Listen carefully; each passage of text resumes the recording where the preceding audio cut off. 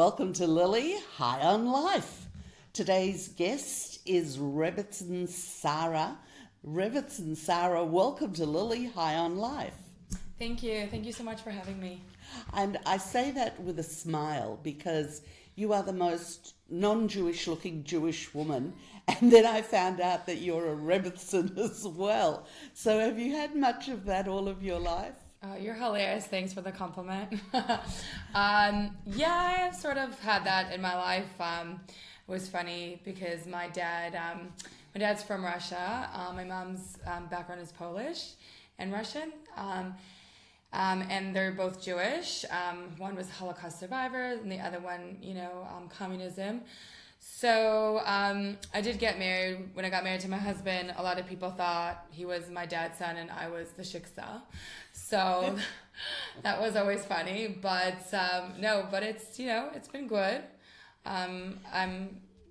You're from America, so yes. Everybody can hear the accent. Yes. How did you end up in Australia? So that's a great question. A lot of people ask me that. I was born and bred in San Francisco, California. My parents are Rabbi and Rebbetzin. The Lubavitcher Rebbe sent them to San Francisco to open a Chabad house specifically for Russian Jews, so a shul for Russian Jews, just because my dad speaks Russian. And then I went to high school in Chicago, met my husband in New York. Then we got married and lived in a few places and Was it like, because we have arranged marriages in the Jewish community, was it like an arranged marriage for you to meet him, or did you just happen to? So that's interesting because his sister was roommates with me in Israel. So she was my roommate, and a year later she actually set us up. So in the religious world, you either have a matchmaker set you up or a friend could be the matchmaker. In the Orthodox world. So you can't just meet somebody. You actually need someone to set you up.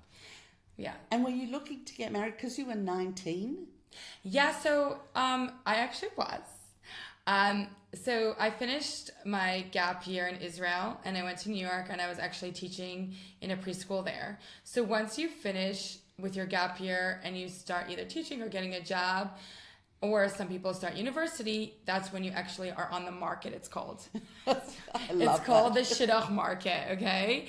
And my grandma is like, now you're 19, you could be 19, you could be 18, you could be 20, it's time to date. Doesn't mean you need to get married right away, but you need to start dating.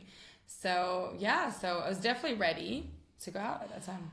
Walk me through that mindset a little bit from the perspective that I've never been married and I'm a hell of a lot, could be your grandmother as well, but just what did it mean to you, or was it something that you knew you just needed to do or wanted to do? So it's quite funny because when I was 19, I was like, oh, maybe I'll get married when I'm 21, I'll start dating, and then I met the right person. So I think it's if you meet the right person, it's the one, and with my mom and my grandma, everyone encouraging me and helping me through it.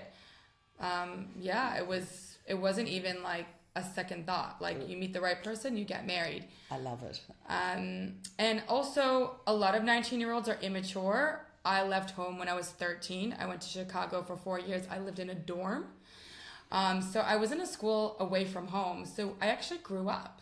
Right. Because I had to learn how to cook, clean, and do everything. So I was pretty much like self-sufficient when I was 19. And get on with other people as well. That's of course. Huge. Definitely. So was it a feeling or when you met Daniel, or did you talk to him for a little while and get to know him a little bit and then think, yeah? So I actually, when I was roommates with his sister the year before, she showed me photos of him. And I sort of almost had like a sixth sense. I saw the photo and go, wouldn't it be funny if we become sister-in-laws? So when I went out with him, I knew right away. I knew that this is the guy I'm going to marry, which doesn't always happen, but it was something that I had a feeling, yeah. And you guys have just made such a splash here in Australia and Melbourne. At the moment, you're Rabbi and Rebbetzin at Caulfield Synagogue, which is one of the largest synagogues in Melbourne. And this is a synagogue which I went to all my life, so I know it. and I know that it's traditional and it's been a mainstay. But you guys have introduced some amazing innovations for the whole community, from the younger age group to the older stage group. You have Tuesday schmoozes or something for Tuesday seniors. Schmoozes, which is really good. So we've been through a few different shuls. When we came to Australia, we started with Chabad on campus. We were in Doncaster, South Caulfield, and Caulfield. And throughout the process of going to different shuls, one thing about us is we work as a team. It's not just him. A lot of shuls is just the rabbi and the Rebbetzin, or the chicken soup Rebbetzin as we call it, who makes amazing food, okay, which is beautiful, but I don't call myself the chicken soup Rebbetzin. I want to be a partner, as I call a partner in crime. We do everything together. I go to all the functions, I help out with everything, I'm behind the scenes. I like to dress up, feel good, be part of it, make connections, and I think that is the difference between maybe other Rebbetzins, is that I'm very involved. And I think it's important to be there for the people and to also show people that you care. And it's not fake, it's actually real, because I like people, I'm a people's person, and I think it's important that people see that you're genuine. And you kind of get that from when you first meet. I just quickly shared that we actually met at a nail salon, and I had no idea who you were, and was really shocked to find out not only that you were Jewish, but also that you were a Rebbetzin. Yes. So this, and it was, but I loved you from like the first 2 minutes I met you, because I really got that warmth and that gorgeousness from you.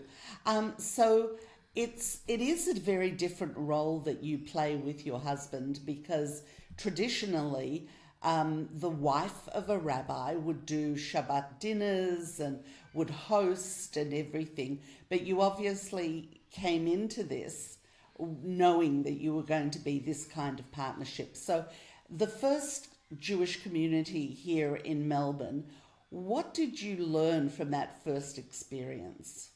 So you're talking about when we started in Chabad on campus? Yes. So going back to being brought up with the Rabbi and Rebbetzin as my parents, I feel like they've actually taught me so much of being just a good person, and you just need to be a good human being.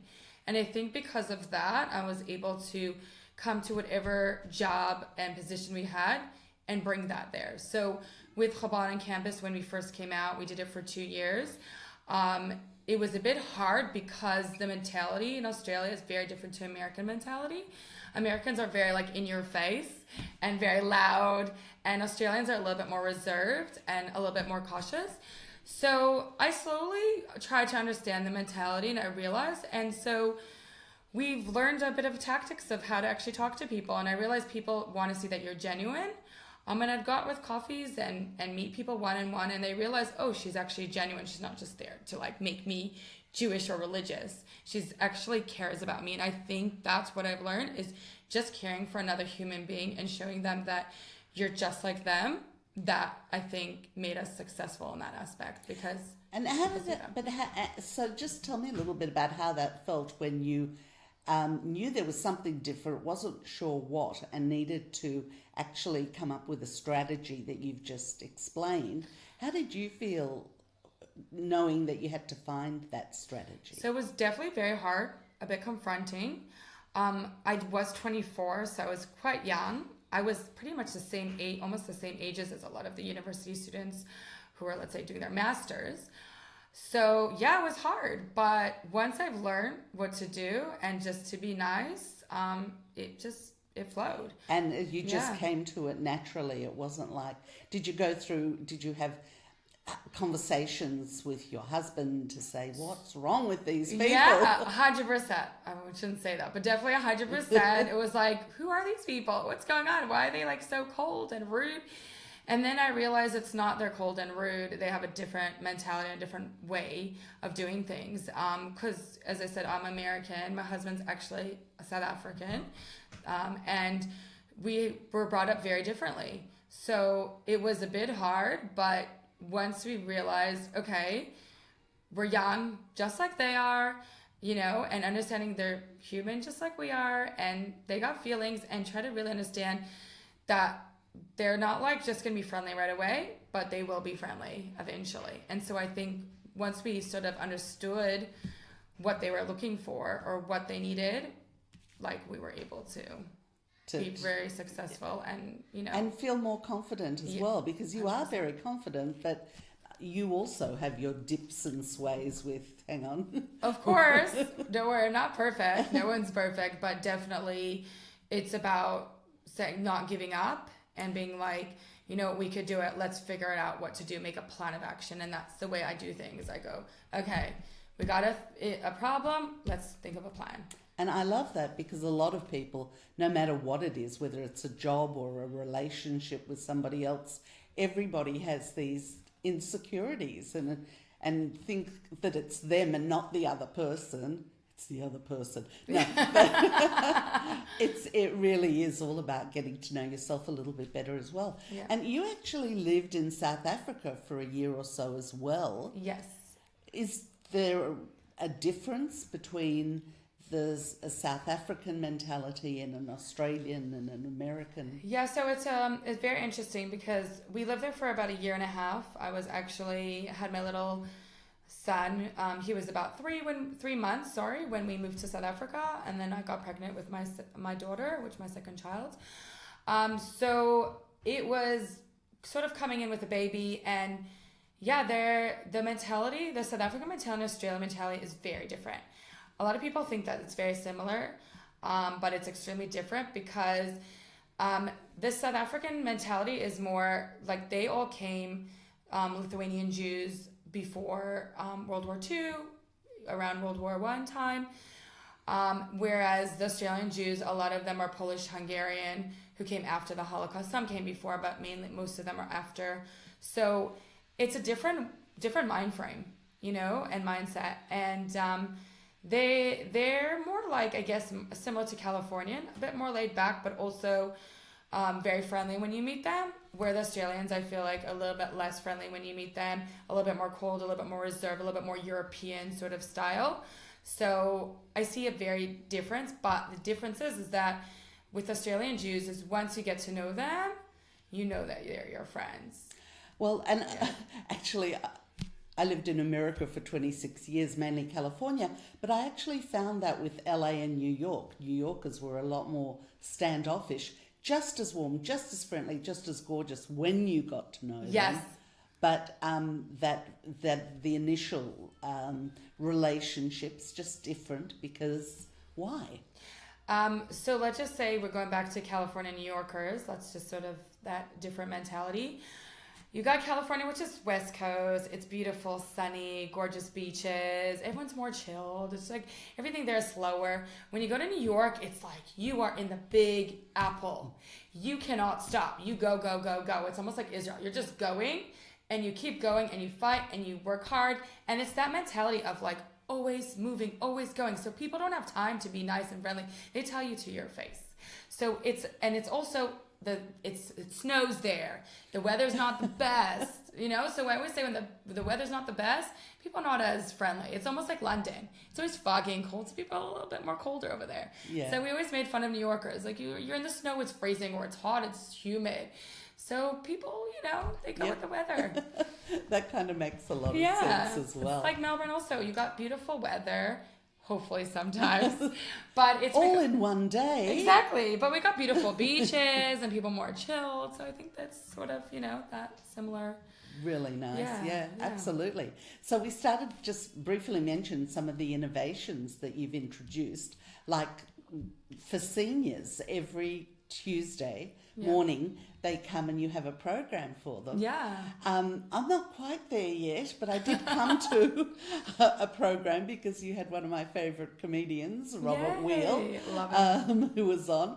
And I tried to get some friends to come and they said, are you kidding me? They're all with walkers. No, you could be. Don't worry, it's all ages. But I drove up and somebody from Arcare was just putting 12 walkers outside the bus for everybody to hold on to. That's hilarious. But it's not just like that. It was a wonderful crowd. I really enjoyed it, but that was good. And then recently you did something absolutely amazing. You had the matchmaker from Netflix from America Tell me all about Lisa. I was there, I was blown away, and also by how many people? Yes, we had over 1,200 people, so that was incredible.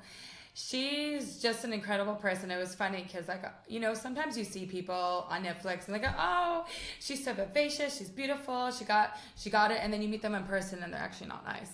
She's actually really nice in person too. We actually took her to see the kangaroos in the Moonlight Sanctuary. We took her to the city.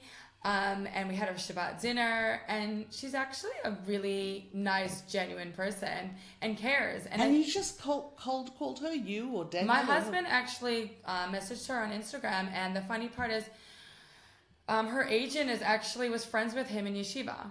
Oh, wow. So, and I was actually in school with the wife, so it was like such a small world.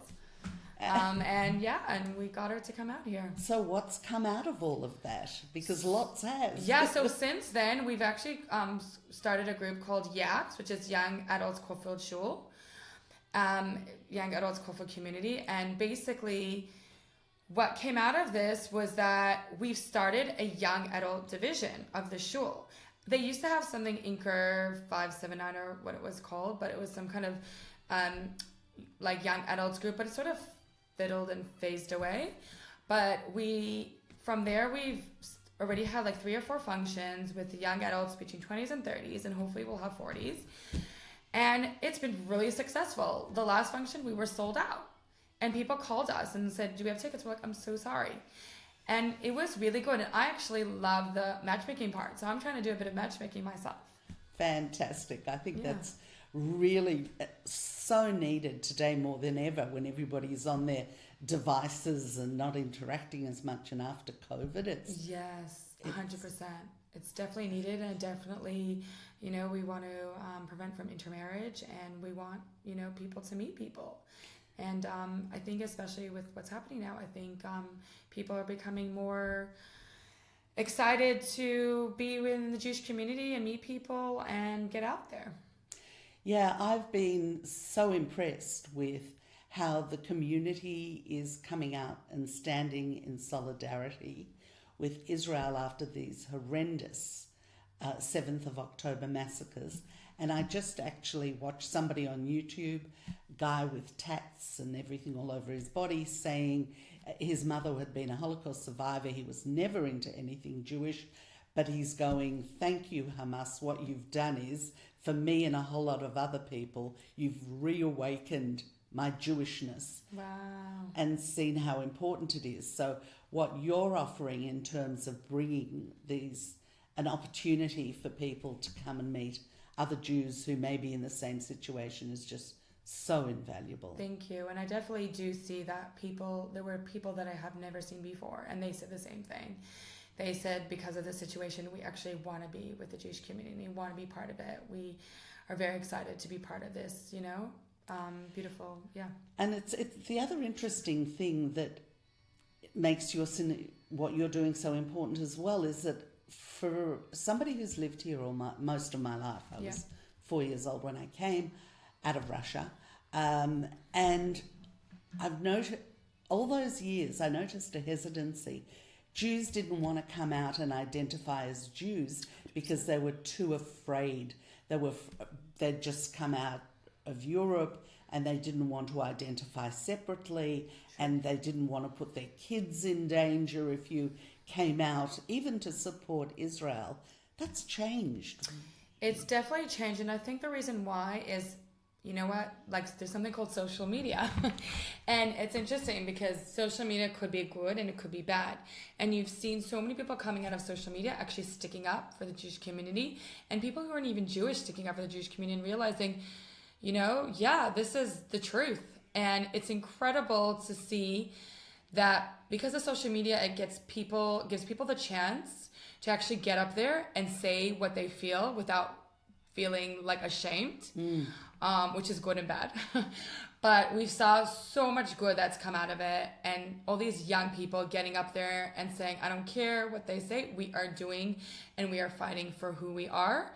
And I think when they always say never again, and a lot of us have Holocaust survivor grandparents or parents or great-grandparents, and that's sort of inside of it, like ingrained in us saying like, never again. We better stick up for ourselves, because if we don't want another Holocaust, God forbid. So I think this has been like powerful and empowering the young ones. And as the rabbi's wife, as a Rebbetzin, you would also do a lot of counselling, individual as well as family. Yeah, 100%. And what have you found in terms of that, how people are feeling and what they're talking to you about? Yeah, so a lot of people are very scared, very nervous. Some people have been harassed, some people have been attacked in different ways for being Jewish, and which is very scary. But I try to give them a bit of chizuk, which is like basically giving them a bit of energy and giving them a little bit of advice of, we're here together. And I think that once we are together as a whole and united as a whole, no one can stop us. Can you think of just one or two examples of something specific that somebody would, because some people, they do feel anxious, but they think, no, I'm not going to talk. What am I going to say to somebody?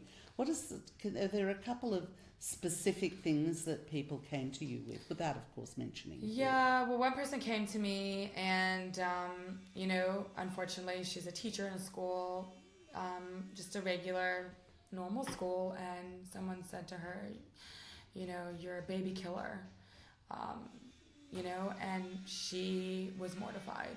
She's a mom with a kid, and to say that, so she came to me, and I was trying to, calm her down a bit. It's very disturbing, it's scary, and it's just humiliating to be called that. Especially the fact that, Hamas has been doing that, and to say that to her.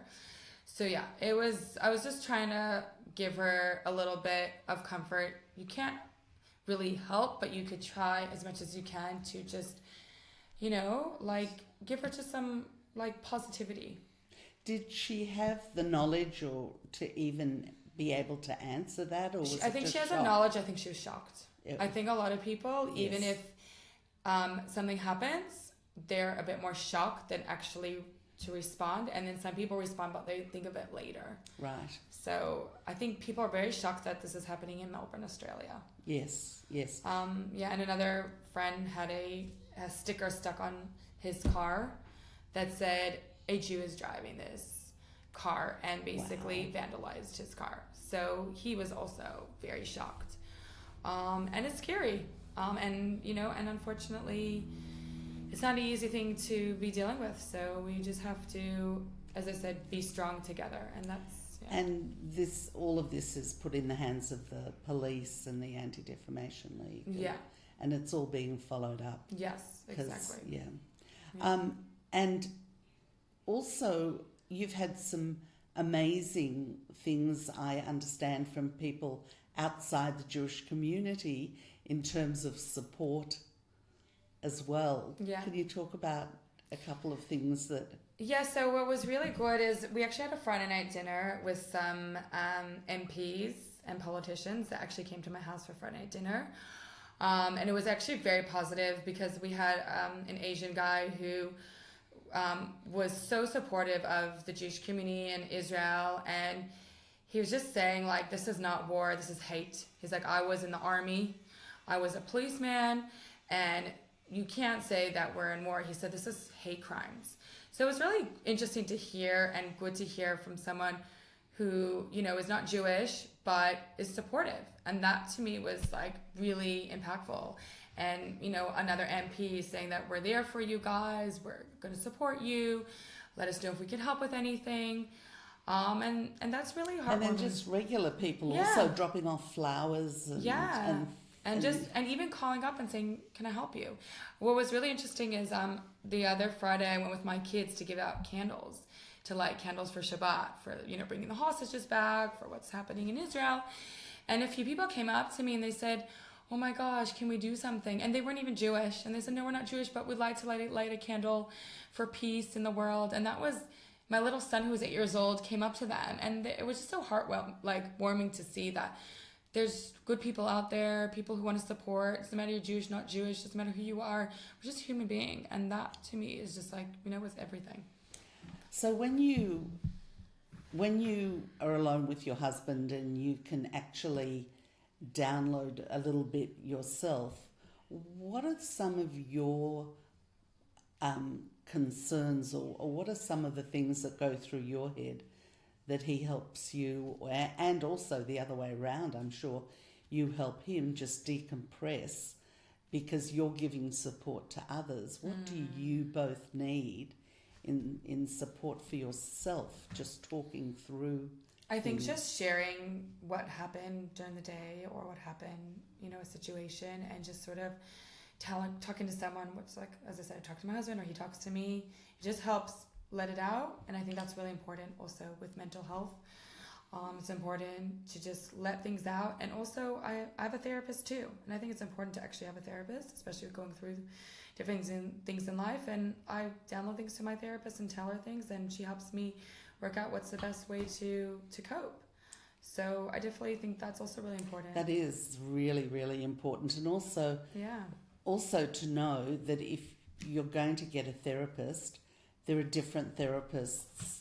Some might be better for you than others. Yeah. They all do their best. They're all therapists are qualified, but personality-wise, you may have to go through a few just to find the right fit. Yeah, 100%. I do agree. And I think it's with someone who's similar values as you, which is really important. So yeah, my therapist is really good. And I think it was really important, especially as a Rebbetzin of a shul, that you meet so many people with so many different backgrounds. And it's really good to sit and talk to someone about it and just let it out and just reanalyze things and, go forward. So yeah, it's good to share things with your husband, but sometimes you actually need someone who's not in the sort of place as you, someone who's an outsider, to sort of, listen and give you some advice. So how old are your kids, and what do you hear? Because kids are amazing, and the things they pick up and the way they pick them up are amazing. So what ages are your kids, and what are the things that have surprised, delighted, upset you that they've come out with in terms of all of this that's happening around them? Yeah, so my kids' ages are 17, 15, and 8. I've got 3 kids, 2 boys and a girl. So I think my older ones, they know exactly what's happening. They all have social media, and I always just say, you gotta voice it. Put on your social media what's happening. And I think, I tell my kids, you need to be a leader, not a follower, which I think is really important. And stick up for yourself. What are some of the things that they've been surprised by, or that they've sort of been taken aback by, or something that they've I think unfortunately there's a lot of hate in the world, and a lot of them were a bit shocked about it. And I think how did you address that with them? So I just said, unfortunately, I sort of gave them a little bit of a history lesson that throughout the ages, we're always been targeted with anti-Semitism, and, your great-grandfather, and the other side, we had communism, you had Nazi Germany, even just, in the past, 80, 100 years, there's always been, unfortunately, people don't necessarily like the Jews. And we've always been targeted, but you got to stand strong. You got to be strong in what you believe in. And if you're strong and you believe, then hopefully, you won't be targeted. And even if you are, then we got to be a group and we got to be a whole. And I think that's really important for them to realize that. And what about your 8-year-old? So my 8-year-old's a little bit harder. Unfortunately, he was targeted. Was when my husband and him were walking, they screamed, "You dirty Jew." And so my son was very shocked and couldn't believe it. And he was like, "What do you mean I'm a dirty Jew? I'm not dirty." So, and they swore also, and he was very upset. He's like, "What are they trying to do? They want to kill us?" So yeah, it's a bit disturbing. I said, "Don't worry, no one wants to kill you. No one's killing you." There are people who might not like us, but don't worry about them. You have your parents who are there to support you, and we're going to take good care of you. So it's very hard because he's 8. Like, you're not going to be sitting there and explaining a whole thing. He even said, "What does pro-Palestinian mean?" I want to understand it. So yeah, it's not easy. It's definitely not easy. But I think you have to talk to them as an 8-year-old, not, as someone who's a teenager. Right. And you've kept most of the details of that October 7 away, or you haven't been able to? No, I've definitely, for my 8-year-old, my 15 and 17-year-old knows everything. I'm not going to hide it. I just think that as an 8-year-old, I don't think they should be listening or hearing this. I think he's going to be traumatized. So definitely, it's an age. Yes. The hardest thing for people is that they believe there are always two sides to a story. And the truth is, as politically incorrect as it is, there isn't two sides to this. There are so many reasons, and I see journalists struggling who are totally standing with Israel, but still trying to bring another side. Yeah.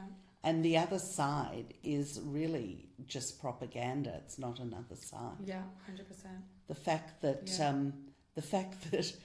Israel is this tiny dot in the middle of this whole huge map of the Middle East, and yet somehow the Palestinians are Israel's problem and not the problem of this huge entire Middle East. Yeah, unfortunately, the Middle East, everyone hates the Jews, which is unfortunate. But the problem is that they don't even like each other, which is sad, because there's, if you're saying the Gaza border with Egypt, why does Egypt take them in? No one wants to take them in. Yep. But they're happy to all hate the Jews, but they're not happy to do something about it. Yeah. So I do agree with you, 100%. Yeah. And it's very sad to see, that the world doesn't see it. And, they keep saying about genocide and ceasefire. I mean, can you imagine we said that during Nazi Germany? Like, okay, well, the Americans and the English people need to have a ceasefire and stop killing the Germans, because there's hundreds of thousands of Germans being killed by the Americans and the British. Yeah. Like, you would say, are you crazy? Look what they did to these, not just Jews, gays, people, hippies, anybody who would help Jews or that were different. We're all killed. Absolutely. So, and there are some people that are just evil. Yeah, but that's as horrible as it is, as non-politically correct as it is, there are some people, and we're looking at it now, who just are evil, and that's all there is to it. Yeah. Be as evil as you want, just do it somewhere else. Exactly. Amongst each other, by yourself. But the scary part that I feel like with this whole thing is we had the Russian-Ukrainian war.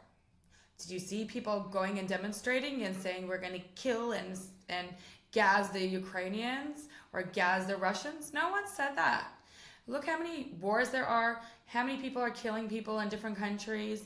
No one's saying anything, but when it comes to Israel, the Jews, then the whole world's getting involved. And thank God for the IDF, because as divided as Israel was, and Israel, I mean, God bless, but you've got right wing and left wing, which were ready to kill each other.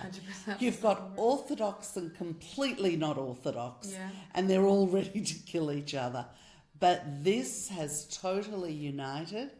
And if you really look at what Israel is doing, like really look at it, they're going street by street. They know exactly what to do. They know exactly where people are. And they're taking this seriously. 100%. So I do it 100%. And that's what I said about thank God we have Israel and thank God we have the Israeli army. Because if not, we would have another Holocaust.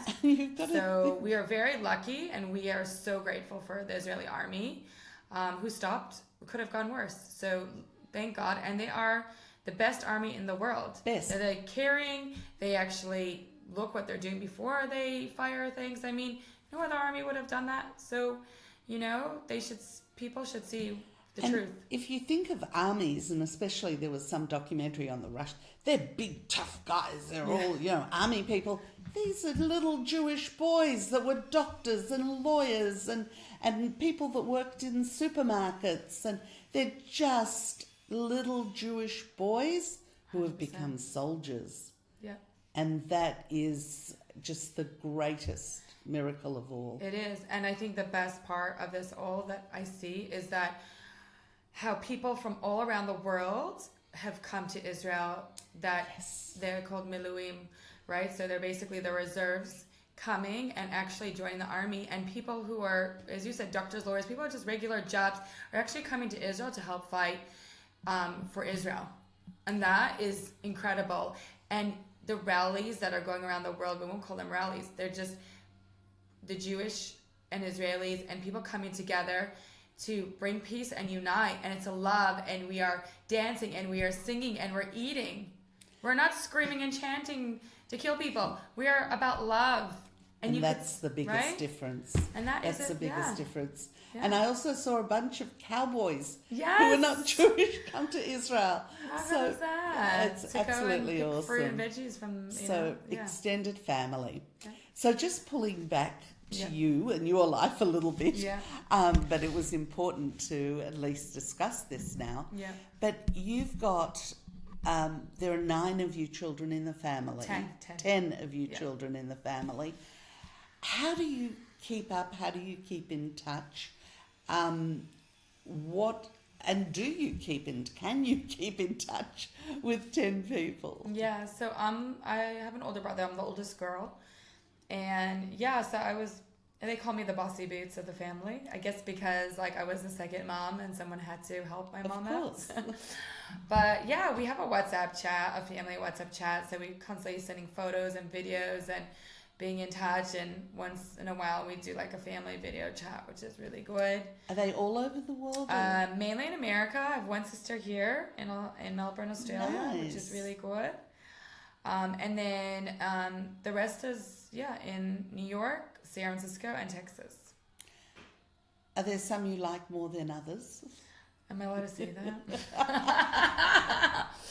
No, I don't expect you to. I don't think like more than share. others. I think it's more closer because in our family we sort of have I call it 3 generations. We have the older, the middle, and the younger. How often do you stay in touch with your mum, for example? Oh, I call my mom every day. Yes? Literally every day. Oh my God, how gorgeous I actually is just spoke to her right before I came in. I'm really close with her. So yeah, we're really close, and I speak to her all the time, so it's nice. And when you were younger, you actually spent a year living with your grandmother? Yeah. So when I was grade 7, so till grade 6 I was in primary, and America primary is till grade 8. So grade 6 basically was my last year, and then grade 7 the school didn't have my grade, unfortunately. So my mom sent me to my grandma in New York.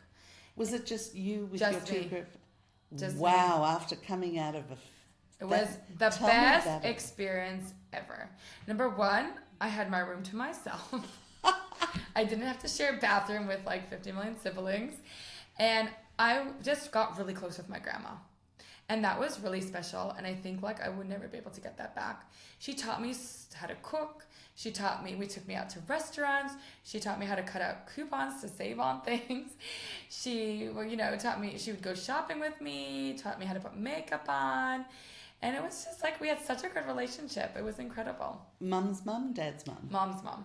And my mom's mom, she was the one who was brought up in Poland and then tried to escape with the family and was deported to Siberia. And then after a few years later in the DP camps, they went to New York. So she was one person who never wasted food, had a secret closet with, if there was a World War III, we would be safe. She had every food, everything. She would buy 10 of. So I guess that was the war mentality. But she taught me, how to be a grown-up and how to take care of myself, and, which was incredill. Gorgeous. So is she still with us? She's still alive, yeah. How gorgeous. So, yeah. And do you make sure that you still spend one-on-one time with her now that you've grown up and you've got your own so she family? lives in New York, but I do try to call her before Yom Tov, and I try to call her and just, we talk, and she's just she's a bubbly, fun person. So, yeah. How often do you get back to America to see the family? So I try to go once a year, and my family usually comes here. My parents come here once a year. So yeah, it was hard during COVID because we couldn't visit them. But it's nice to see my family, and hopefully go back for simchas, weddings. Nice. Really special. And you make sure that your kids know her. Oh, of course. They know her, and I make sure that they know my grandparents. And FaceTime? Do you use that? Yes, we do. We do a lot of FaceTime and WhatsApp video chats all the time. And my kids always call her. And gorgeous. It's really nice. And my son actually was just there for Rosh Hashanah Yom Kippur, my older son. And he got to spend time with my parents. So that was You've really got nice. grown up. I mean, your kids are grown up already. Yeah, they I was are. surprised when you said the ages because you look so much younger than. Oh, thank you. But I guess when you start at 19 or 20, there's sort of places to go. And then you also, before that year with your grandmother, you also spent 4 years of high school with at a boarding type school. What was that like, getting away from home at that young age? Yes, I was 13 when I left home, and it was really hard, not easy. It's not like living with my grandparents, my grandma. It's different. But when you're in a boarding school, you share a room. I shared a room with like 3 other girls. You actually have to learn how to communicate. You have to learn how, if someone you don't necessarily like, you don't have a choice. So it was hard. It was hard being away from home. You had to learn how to cook. You had to learn how to go shopping. You literally learn how to grow up. So it was a positive thing that you're mature, but it was hard. It was a bit of a shock. It was hard just being away from. Because when you say sharing a room and other personalities, well, you came out of a place where you shared a room. I know, but it's your sisters. It's different when it's just your family when it's other people that you don't know and you don't necessarily like and you don't have a choice. Tell me a little bit about that, only in the context that's people find that every day. They don't have to live with them, but they come across people that they need to get on with. How did you, and you would have had to, nobody was there to tell you how to do it or what to do. Yeah. What did you figure out? I think I realized that, the small things, just don't take it to heart. A lot of times people dwell on little things and they go, oh, she's annoying, she talks like this, she talks like that, does this. No.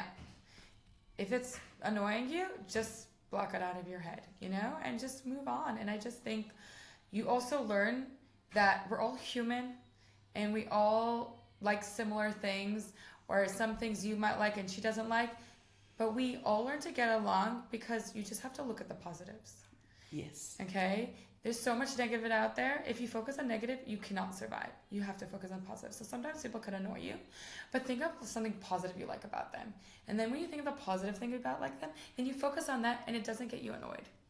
Right, exactly. And it's all about, and it's being a good selfish in a way, because how do I keep myself happy? Oh, 100%. But the other thing you have to learn is also how learning space. And so I would actually go into a closet there and I would go on my phone and I would talk to my mom on the phone and I would just be like, okay, I have my own personal space. So it's also important to learn how to get along, but also to have some time for yourself, like self-care. Absolutely. Yeah. So tell me, we've got a little bit of time left, but just tell me a little bit about what you love about Melbourne, Australia and Melbourne in particular.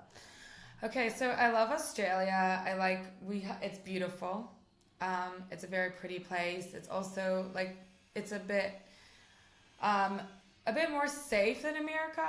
Like you walk around, you don't have to feel, that someone's out to get you or things like that, or gangs, hopefully. But it definitely has a lot of positivity in that way. It's like the city is beautiful. So much. Have you travelled a little bit out of town along the peninsula or up into the mountains? So I love the Great Ocean. The Great Ocean's my favorite place. It reminds me of California. So you got beautiful beaches and everyone's so chilled and relaxed, So it's really nice.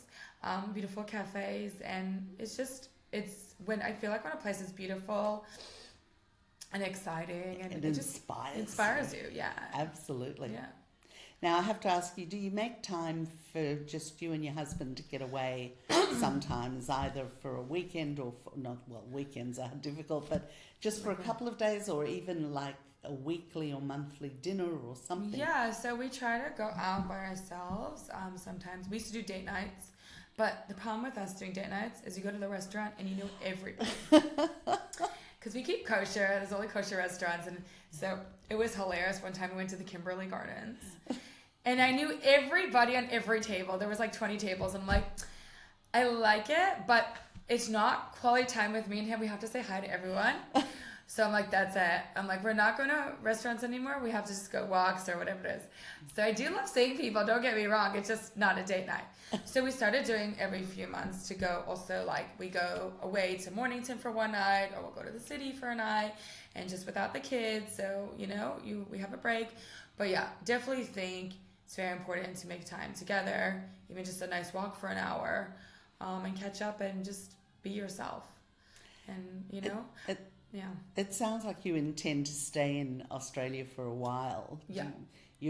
Have you made plans to maybe go to Israel or for anything else, or you're just happy with what you're doing at the moment? Well, let's hope Mashiach comes and we can all make Aliyah. Can I tell you, it has felt like it's getting really, really close. I think that's the next step. I think we'll all go to Israel together with Mashiach, so that's definitely my plan. But until then, the Rebbetzin Rabbi used to always say that you got to make your place. It's like a little Mikdash Ma'at, which is a little place where there is a bit of a temple, which means that we got to,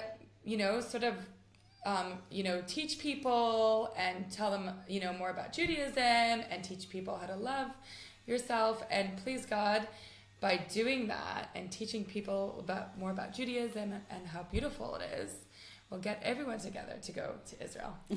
Sounds like a great plan to me. Yeah, definitely. Thank you so much. Really, really enjoyed talking to you, and looking forward to getting to know you better. Is there anything coming up very soon, or that you're planning that people should know about before we finish? So Hanukkah's coming up really soon. So we are going to be doing a young adults Hanukkah party, which will be on the 7th of December on the Thursday night, which is really exciting. And we're having an adults party, and we're having a kids party, which is really exciting. So awesome. I'm very looking forward to that. And do you have enough people helping you with all of this and organising all of this, or would you still like more people to come and volunteer and help? And how do they do that, and what do they do? Yeah, so we do have, which is great for the young adults, we do have a lot of volunteers, but definitely for the adults and kids kind of parties, we're always looking forward to getting some volunteers, if people could come and help and, speak to the shul if they could help out. But we always love that and awesome. Need that, yeah. And today's Friday, so good Shabbos. Yes, good evening. Shabbos. Yes. And this is your day of rest, although I'm sure it should be a day of rest, but I'm having 20 people for dinner tonight. OMG. So you're not cooking by yourself? I already cooked last night. So OMG. Get out of here. Thank you very, very much.